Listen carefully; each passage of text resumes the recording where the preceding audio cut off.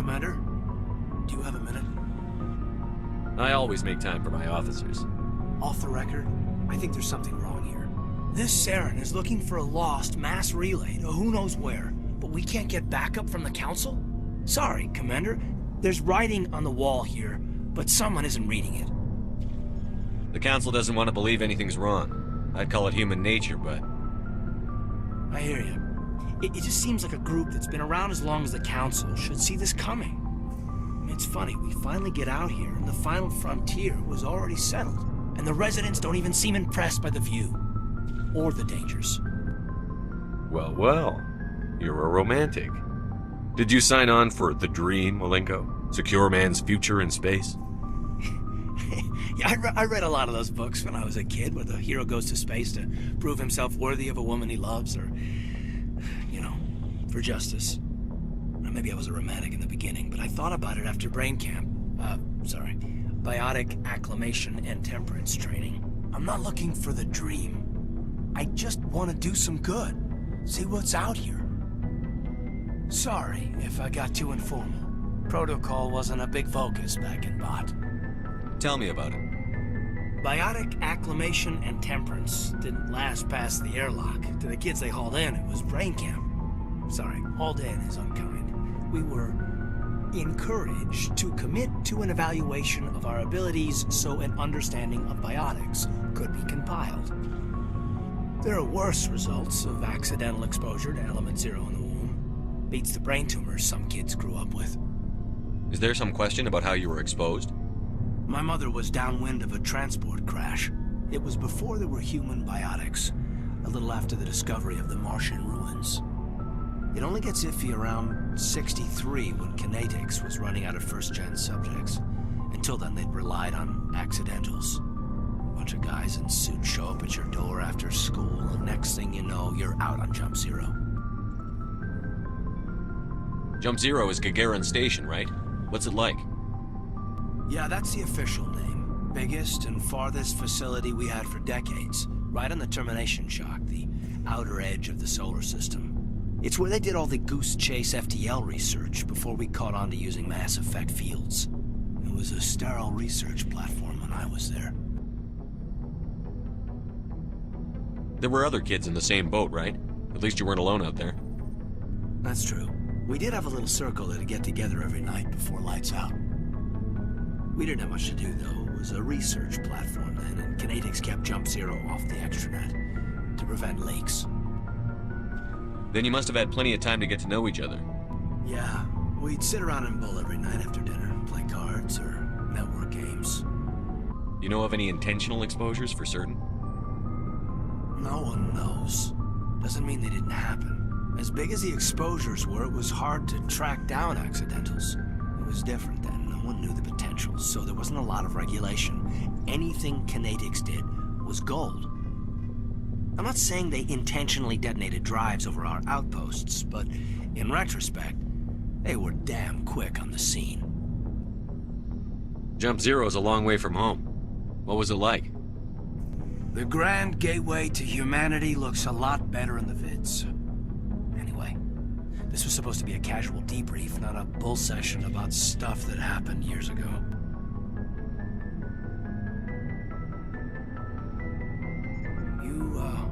Make a habit of getting this personal with everyone?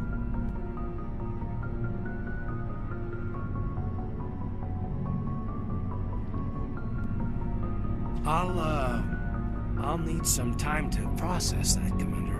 But, yeah, I'd like that.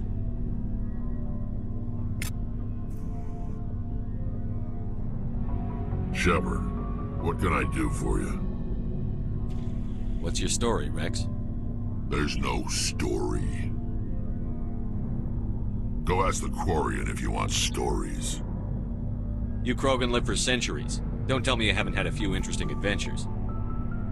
Well, there was this one time the Turians almost wiped out our entire race. That was fun. I heard about that. You know, they almost did the same to us. It's not the same. It seems pretty much the same to me. So your people were infected with a genetic mutation? An infection that makes only a few in 1,000 children survive birth? And I suppose it's destroying your entire species? I suppose it isn't all the same. I don't expect you to understand, but don't compare humanity's fate with the Krogan. Sorry, Wrex. I wasn't trying to get you upset. Your ignorance doesn't upset me, Shepard. As for the Krogan, I gave up on them long ago. The genophage infected us, but it's not what's killing us. Are your people really dying? We're sure not getting any stronger. We're too spread out. None of us are interested in staying in our own system. Lots of species have left their homes and prospered. But they go to colonize new worlds. We're not settlers. We're warriors. We want to fight. So we leave. Hire ourselves out. And most of us never go back. What can you tell me about the genophage? Ask the Solarians if you want details. They made it. All I know, it makes breeding nearly impossible. Thousands die in stillbirth, and most never get that far. Every Krogan is infected. Every one. And no one's rushing to find a cure. Why don't the Krogan try to find a cure? When was the last time you saw a Krogan scientist? You ask a Krogan, would he rather find a cure for the genophage or fight for credits? He'll choose fighting every time. It's just who we are, Shepard. I can't change that.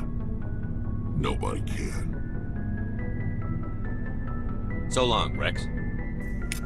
Shepard. Commander?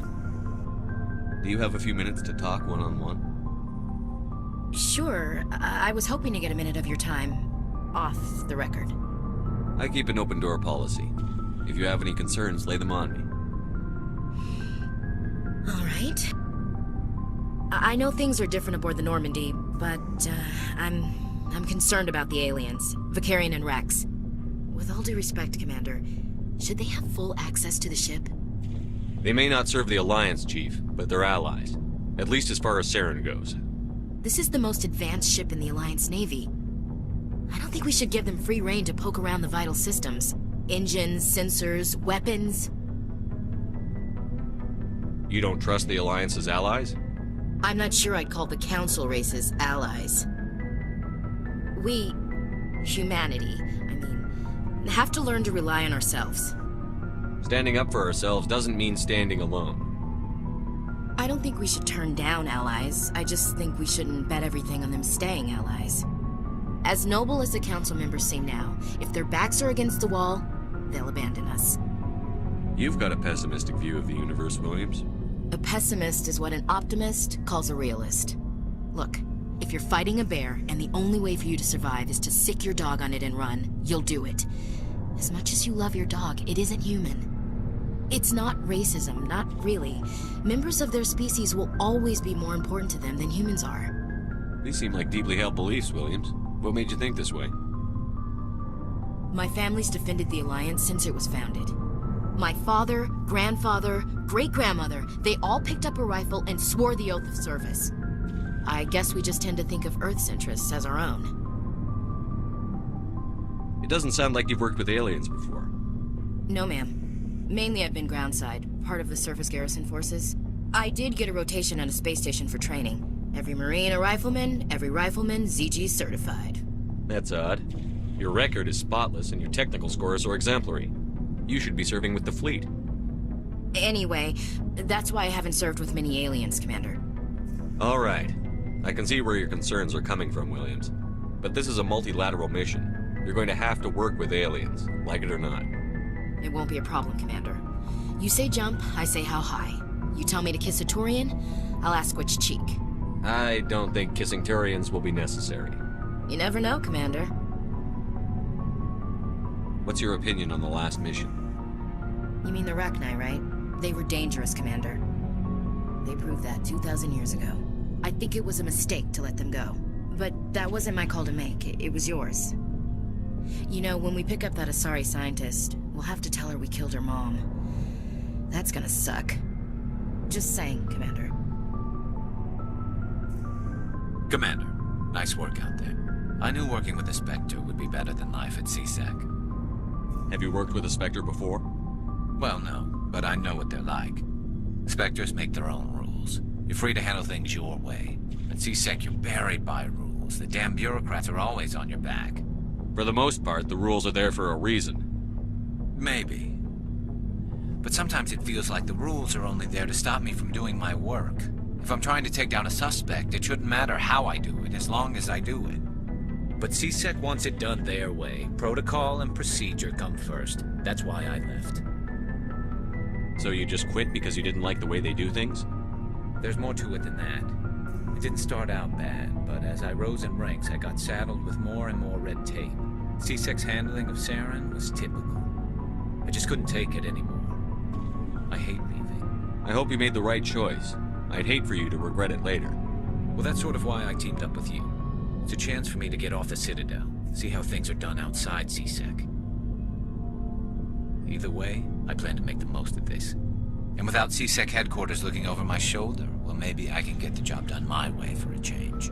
If getting the job done means endangering innocent people, then no. We get the job done right, not fast. Got it? I wasn't trying to. I understand, Commander. Your ship's amazing, Shepard. I've never seen a drive core like this before. I can't believe you were able to fit it into a ship this small. I'm starting to understand why you humans have been so successful. I had no idea Alliance vessels were so advanced. The Normandy's a prototype. Cutting-edge technology. A month ago, I was patching a makeshift fuel line into a converted tug ship in the flotilla. Now, I'm sitting on board one of the most advanced vessels in Citadel space. I have to thank you again for bringing me along. Traveling on a vessel like this is a dream come true for me. I had no idea you found ship technology so interesting. It comes with being a Quarian. The migrant fleet is the key to the survival of my people. Ships are our most valuable resource. But we don't have anything like this. We make do with cast-offs and second-hand equipment. We just try to keep them running for as long as we can. Some of the fleet's larger vessels date all the way back to our original flight from the Geth. I can't believe your fleet's still using ships that are 3 centuries old. They're constantly being repaired, modified, and refitted. They aren't pretty, but they work. Mostly. We've tried to make ourselves as independent as possible on the flotilla, grow our own food, mine, and process our own fuel. But some things we just can't make on our own. A patch to maintain the hull integrity requires raw materials we just don't have. That's why our pilgrimages are so important. Tell me about your people. Our lives aren't easy. Resources are scarce, and we are constantly on the move. Everything we do must in some way contribute to the continuation of the migrant fleet. There are 17 million Quarians in the flotilla, and each of us relies on the others for survival. The bonds among my people are strong. Unfortunately, we have had to surrender many of the freedoms and civil liberties other species take for granted. What kind of freedoms? Well, it's illegal for parents to have more than one child. If our population grows too much, it would strain our resources to their breaking point. Of course, we also can't allow our numbers to become too few. If our population is in decline, the rule against single births is temporarily repealed. In extreme cases of population decline, incentives are even offered to encourage multiple births, though the Conclave hasn't had to take such measures in nearly a century. That's your government. The Conclave is our civilian branch of government. Each ship can elect a representative to serve on the Conclave and make decisions that affect the fleet as a whole. On matters that affect an individual ship, however, the captain has the final say. It's a tradition that dates back to the early days, when the fleet was governed by martial law. Fortunately, most captains nowadays are smart enough to have an elected council from their crew to give them advice and guidance. So the ultimate power rests with elected officials. In practice, the Conclave and the respective council for each ship tend to set the rules that govern our daily lives. But in theory, we are still under military jurisdiction. The 5 top-ranking military officials in the fleet serve on the Admiralty Board. These 5 have the power to overrule any decision by the Conclave in case of emergency.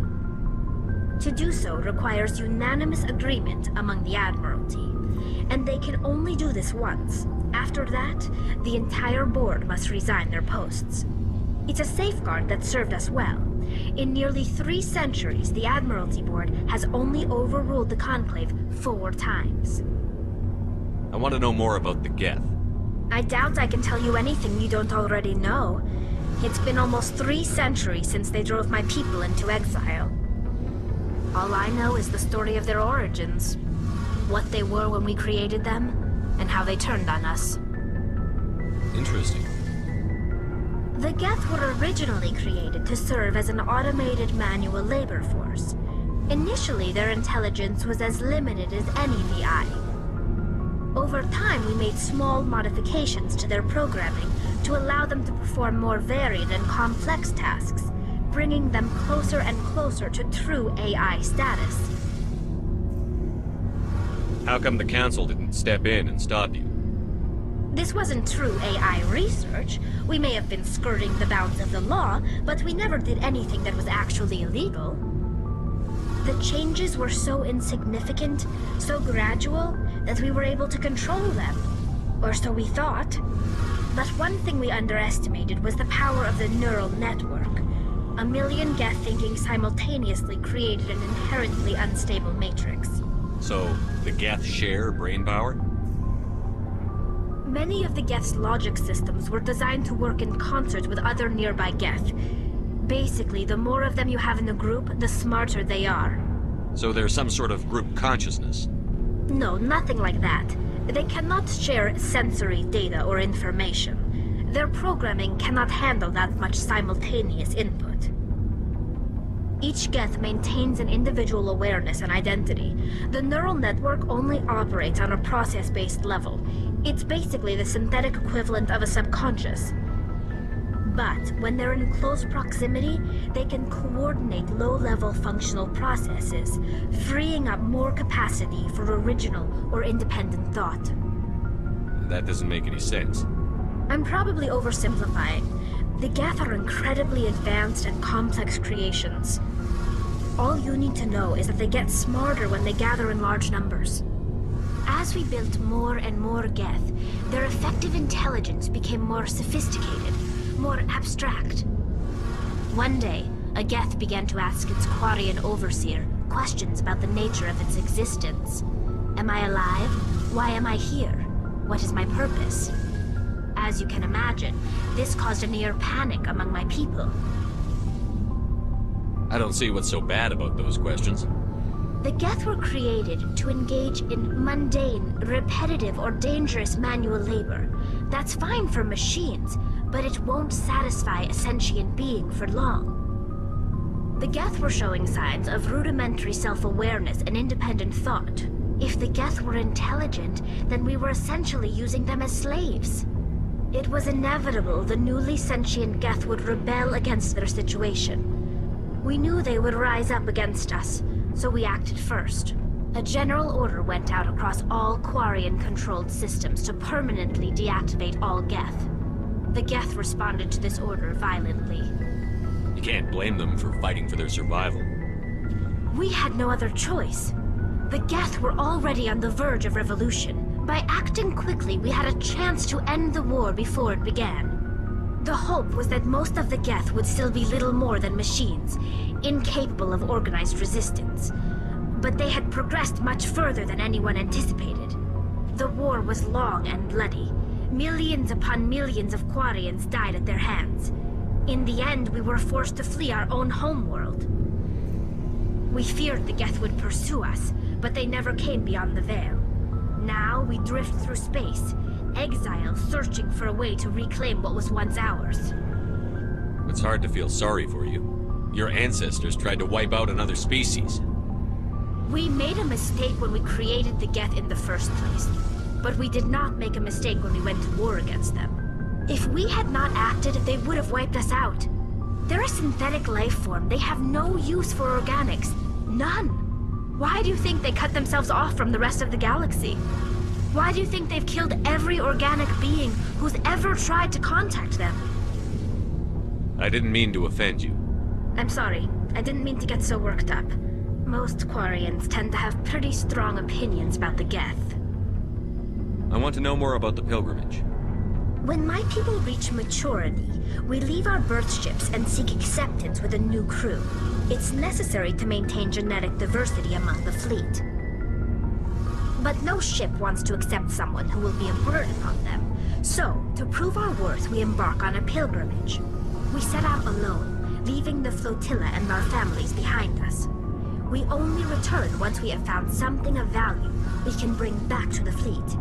This is presented as a gift to the captain of the respective ship we wish to join. If the gift is accepted, we are welcomed into the crew. Can a captain choose to reject the gift? That doesn't happen often. Most captains are eager to increase the size of their crew. It increases their own standing in our society. Even when a gift is not particularly valuable, the captain usually accepts it out of a sense of tradition. However, there is a stigma to presenting a substandard gift. It's not the best way to make a good impression on a new community. Most pilgrims don't return until they find something worthwhile. I want to talk about something else. Like what? I should go. See you later. Hey, Commander, you know that Quarian, Tali? She's been spending all her time down here asking me about our engines. I'll tell her to leave you alone. What? No, she's amazing. I wish my guys were half as smart as she is. Give her a month on board and she'll know more about our engines than I do. She's got a real knack for technology, that one. I can see why you wanted her to come along. I figured she'd be a real asset to the team. You got an eye for Tali, Commander, but I'm guessing that's not why you came down here. Fill me in on the IES stealth systems. How does it work exactly? You can't hide a ship out in space. They emit too much heat and radiation, too easy for sensors to pick them up, unless you find a way to capture those emissions. So our stealth systems trap the energy we give off in storage sinks built into the ship itself, no emissions to give away our location. Eventually the sinks have to be vented. More than a few hours silent running and they overheat, cook us inside our own hull. There's no way for anyone to detect us? A visual scan can still pick us up. Anyone looking out a window can see us plain as day. But you have to be pretty close to get an actual visual out in space. Most vessels rely on scanners. As long as the stealth systems are engaged, they can't see us. Not unless we accelerate to FTL speeds. Why doesn't it work with faster-than-light travel? Cranking up the FTL blue shifts our emissions, pushes them into frequencies too high to capture in the sinks. As soon as we make the jump, it's like setting off a flare. Sensors can pick up our location whenever we enter or exit FTL flight, but for short-range missions, our stealth systems are amazing, and we've got the only one. Where else have you served, Adams? If you name a class of Alliance ship, I've probably served on it. Everything from dreadnoughts and carriers right down to frigates like the Normandy. My last assignment was on the Tokyo, only a cruiser, but she was a good ship. Couldn't hold a candle to the Normandy, though. I want to know more about the Normandy. She's the best ship I've ever served on, probably the fastest vessel ever designed. And she's the only one using the new Tantalus drive core. What's so special about the Tantalus drive core? Proportionally, it's about twice the size of any other vessel. Not only are we faster, we can run at FTL speeds longer before we have to discharge the core. Carry on, Adams. Aye, aye, Commander. We are back in contact with Peak 15. They say you destroyed the hot lab facility and killed Lady Benezia. Benezia didn't have full control of her own mind. A curious statement. Regardless, I am not concerned. Agent Saren will hold you to blame for her death, not I. I would like to know exactly what happened. Off the record. How much would that be worth to you? I am prepared to offer our standard 200 credit fee. Do you know how much the Daily Galactic News would pay for this? A great deal, I imagine. Very well, I will double the standard fee. They were breeding Rachni. Yes, amusing. Be serious. Seriously, Rachni. They found a queen's egg. That's... If what you say is true, the profits would be incalculable. I appreciate your insight, Commander, if you will excuse me.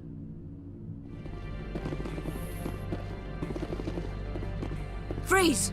Hanshan security. This office is sealed. Lorik Qui'in gave me a pass in. Qui'in? Are you working for him? He's under investigation. Anoleis is paying you to shake this place down. Does Captain Matsuo know you're here? Hey, I'm not the one who wants Qui'in. Anoleis has a Varen up his ass about this guy. How about this? You pretend you didn't see us, we'll pretend we didn't see you.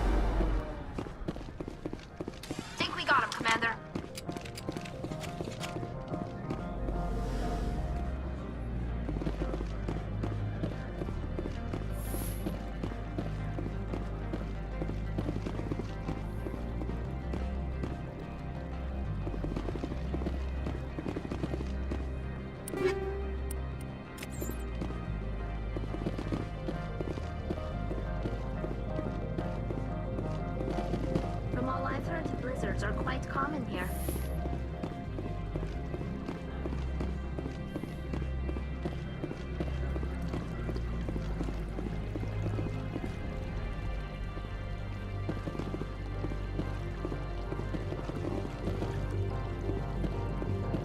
Looks like a hell of a storm outside.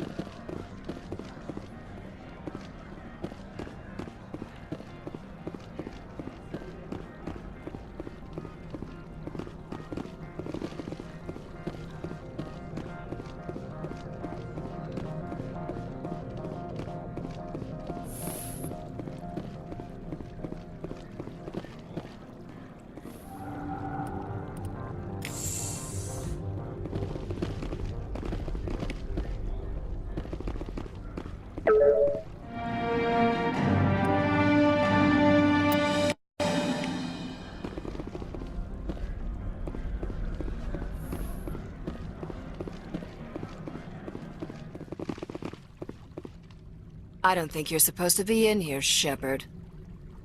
No, I'm not. Are you? I'm Sergeant Kaira Stirling, Ilanis Risk Control Services. Anoleis would throw you off-world for what you did here. I won't. You know what we did to cop killers on my world? Being a cop doesn't give you the right to break the law yourself. You accepted bribe money. I have a mission to complete. I did what I had to. I don't care.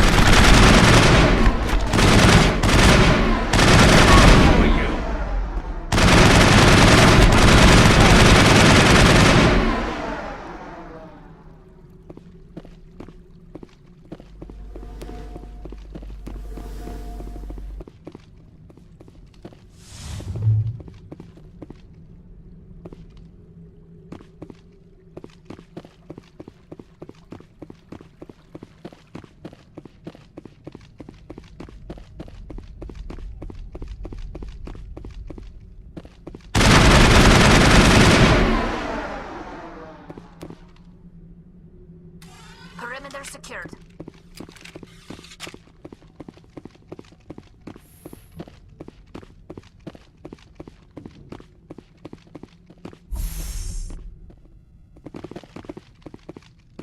Commander, there have been reports of noise from the Synthetic Insights office. Would you know anything about it? It's probably Anoleis' thugs ripping the place apart. Smartass, huh? That's fine. I can work with that. Meet me at the hotel for a drink before you talk to Qui'in. I'll be waiting.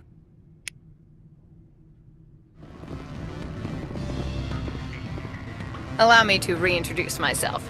Parasini, Noveria Internal Affairs. Why is an internal affairs agent here? The Executive Board knows about Anoleis' corruption. I've been undercover for 6 months. I want you to convince Qui'in to testify before the Board. With his evidence, this planet can run profitably again.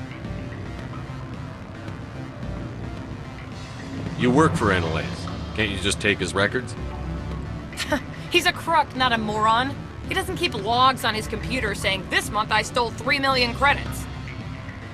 Qui'in's testimony and records are everything I need to prove Anoleis' guilt in one package.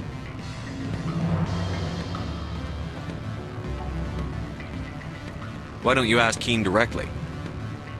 I'm Anoleis' secretary. You'd think he'd believe me? That he'd meet me in some dark alley with his evidence? I thought corruption was the rule on Noveria. The rule is, don't rock the boat. Self-interest is tolerated if it doesn't interfere with business. Anoleis is driving customers away. I'd like to help you, Miss Parasini, but I need Qui'in's garage pass. It's vital to my mission.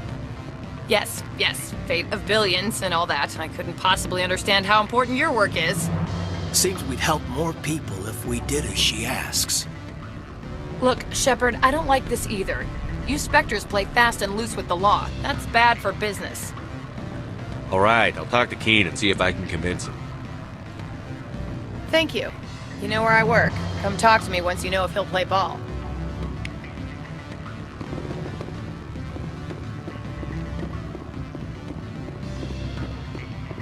Always a pleasure, Spectre. Any news on that matter I asked you to look into?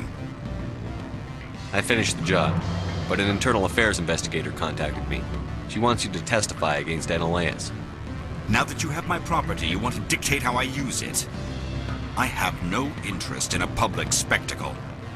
Everyone on this station is chafing under Anoleis' extortion. You might end up a hero. My employers rely on the goodwill of the Executive Board to work here. The Board was already investigating Anoleis. They're concerned about the worm in their own fruit. All right. It is obvious that I cannot dissuade you. Very well. I will testify. Make whatever arrangements you need with your contact. I will wait here.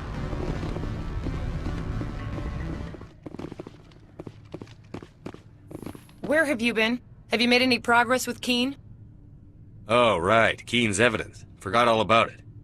I'm gonna close my eyes and count to 10. If I don't explode, tell me if you've convinced Qui'in to turn over his evidence and testify. 1, 14...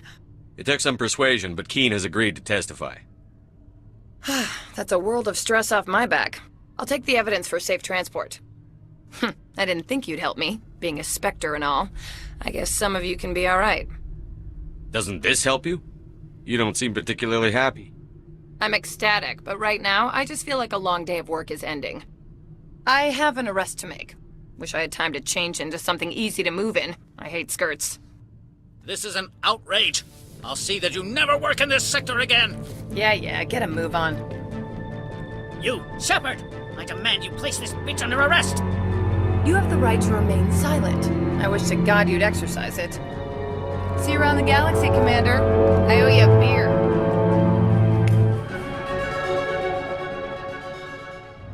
Commander, I'm glad you stopped to talk.